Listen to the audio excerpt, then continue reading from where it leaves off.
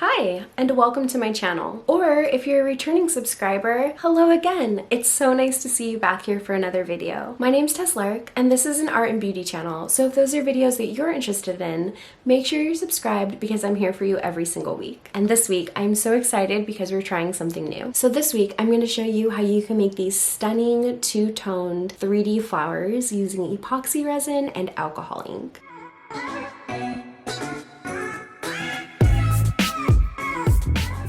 This project is pretty straightforward, and I would say that it's suitable for beginners, and I also made sure to film beginning to end, including mixing resin. So if that's something you're interested in or curious about, I do have it included in this video. But I do have a lot of other 3D resin flower tutorials just using one or two colors. So if you'd like to check those out, I'll go ahead and link a couple of those as well in the description, just to make it a little bit easier if this is the first time that you're attempting this technique. As always, I will have all of the materials that I use for this project linked in the description below. So if anybody is curious about the resin that I use, the tools that I use, all of that information will be down there for you. And if you do like this video, please don't forget to give it a like. It not only helps out my channel a whole lot, but it also lets me know that I'm making content that you want to see from me. And before we hop into this video, I would just like to say that this channel hit 2,000 subscribers, and I am so excited. I am so happy about it. I know that 2,000 subscribers is a pretty small channel, especially compared to some of these massive channels out here, but I'm so excited that there are so many of you that resonate with my content and come back every week, leave me comments, and really engage with the community. Or even if you don't engage too much with me or other people in the comment section below, if you hit that subscribe bell, I'm really appreciative to you. I do put a lot of time and effort into this channel, trying to make videos that are not only educational but also somewhat entertaining. I try to keep things kind of visually interesting for you guys, and I definitely edit out a lot of the fluff. So I really appreciate you being here. I really appreciate you subscribing, and I'm so excited to see where this channel goes. I will stop chatting your ear off and we will just hop right into today's project. But again, thank you so much to all of you who have subscribed. It really does mean the world to me. All right, let's craft. For this project, I'll be mixing up 200 milliliters of resin. So I'll be mixing 100 milliliters of resin and 100 milliliters of hardener. So I'm using a two-part resin, but make sure that you check the manufacturer's instructions. Most resins that I see are two-part, but you want to make sure that you're working with your resin, not against it. So after I've measured out my resin, I'm going to go ahead and begin to mix it. And when I'm mixing resin, I like to make sure that I'm working slowly so I'm not incorporating too much air into my resin as I'm mixing. And I'll also make sure to scrape both the sides and the bottom of my container as I'm mixing up my resin, just to make sure that all of the resin and hardener is completely incorporated. And I'll go ahead and mix my resin for about 5 minutes or until the resin is very clear.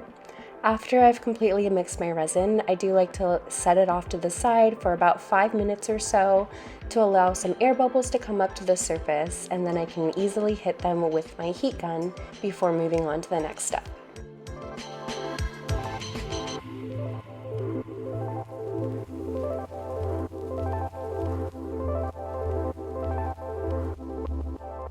So I've got 3 small cups here that I'm going to be using to mix color into my resin.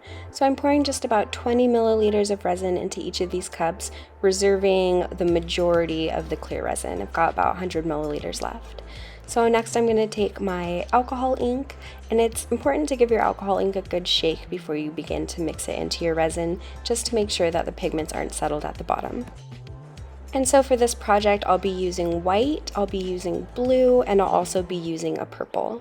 And the rule of thumb when mixing pigment into resin is you want to keep it 90% resin and 10% pigment, so that does give you quite a bit of playroom. And again, I will have everything that I use for this project linked down in the description below. But after I've poured my resin in, I'm just going to go ahead and begin to mix those cups.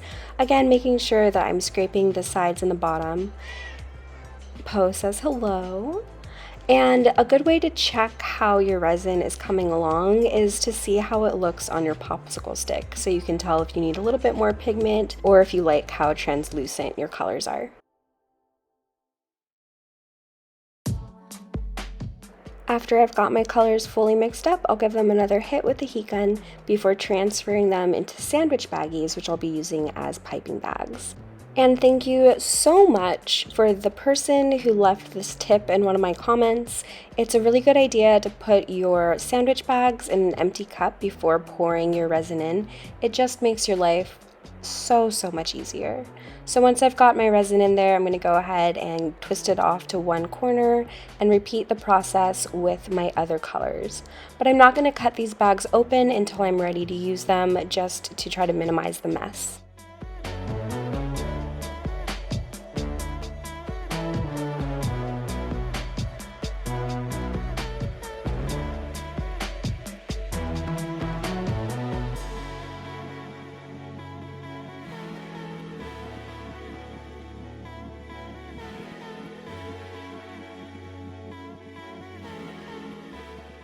The next step is going to be to pour some resin into 4 of these coaster molds, and I'm just doing my best to get a nice even layer into each mold. I'm not too worried about filling the mold. I do like them to be a little bit thinner than this particular mold, and also the color that I use is really going to help to fill those out. But here I'm just scraping the sides of my container to make sure I get all of that resin into these molds.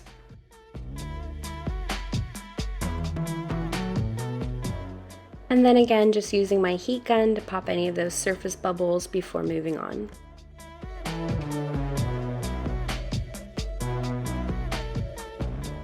Next, I'm going to carefully use a pair of scissors just to cut small holes in each of my bags. And you want them to be big enough that resin can come out, but not too big that you don't have a lot of control. So then I'm going to go ahead and I'm just going to start drawing some concentric circles in each one of my molds. And I'm starting with a darker color, so I started out with purple, and then I'm doing my white, and then blue, and then white, purple, white, basically putting white in between each time I do a different line of color. And I like to try to offset where I'm starting the circles because you can see where you get little blobs of resin, and this does translate to the finished piece, but by just offsetting that a little bit, you can help it not look as blobby and a little bit more organic. So I'm just going to go ahead and fill in the rest of my molds. And I think if I were to do this project again, instead of moving to the next mold, I would start making my petals before going and making circles in the next mold. I think that just the time that the resin sat together, it started blending out before I wanted it to.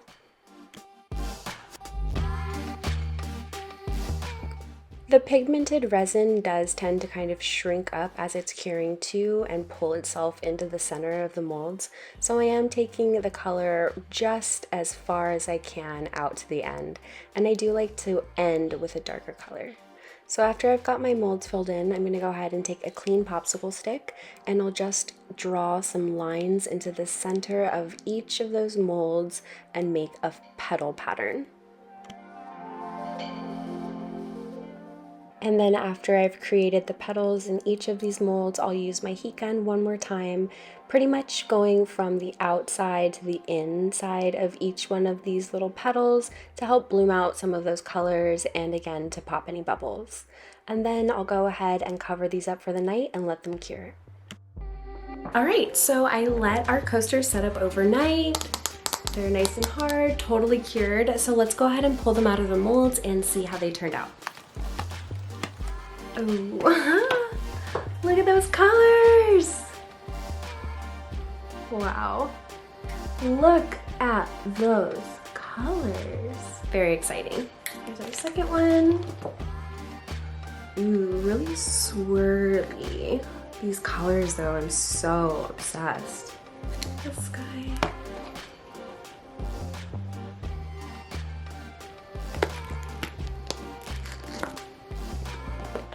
I love the way that the colors in these turned out. I'm very excited. And there's not too much of a lip on the bottom of these. So I'm just gonna go ahead and finish them off by adding some rubber bumpers to the back. And the backs are really pretty too. I'm really happy with how these turned out. So I just have my little rubber bumpers here, and I'm just gonna go ahead and put 4 of them on the bottom of each coaster. And so I'm just putting the bumpers on them just like this so they don't scratch up any surface that they're resting on, gives a little bit of a buffer. And overall, I am so happy with how these turned out. I mean, to be honest, they are a little bit sloppy. I feel like I could get those petals to be a little bit better. Maybe put some glitter in the centers as well, just because, sorry, my card was full, so I had to make some space on my camera, but I'm back. But what I was gonna say is that I absolutely love these. I think that they turned out really beautiful. I love the colors, but to be honest, I think that they are a little bit messy, a little bit sloppy. I just think that with 3 colors going on, it's probably a little bit more important to make sure your lines are really nice and straight so you can get a really clear pattern. But for a first attempt, I am so happy with these. I'm also pretty curious to know what would happen if I tried them without the white. And I'm kind of thinking about making these with like yellow and red and seeing how that goes. So if you're curious about that too, let me know down below in the comment section. I am more than happy to be your resin art guinea pig. But look at those colors.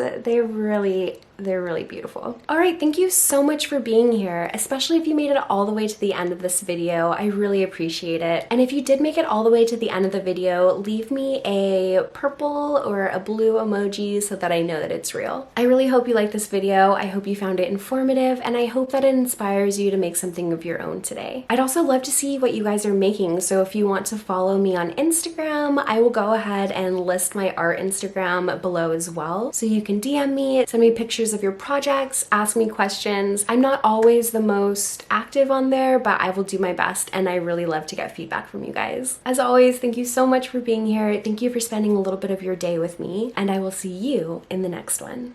Bye!